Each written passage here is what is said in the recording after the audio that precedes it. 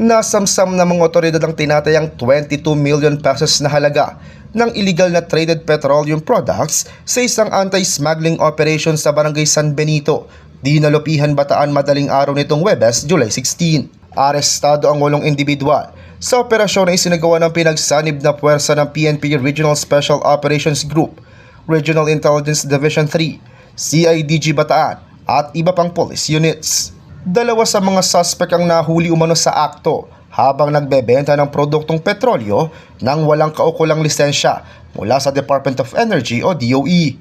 Nadakip naman ang 6 pa matapos madiskubre ng mga otoridad ng mga fuel tanker truck at hindi otorisadong imbakan na ginagamit umano sa paglilipat at pagbebenta ng oil products na nakalaan sana para sa ibang consignee at destinasyon. Umabot sa mahigit 104,000 na litro ng petrolyo ang nakumpiska, kabilang ang 68,000 liters ng diesel, 20,000 liters ng unleaded gasoline, 7,600 liters ng premium gasoline at 8,800 liters ng ethanol.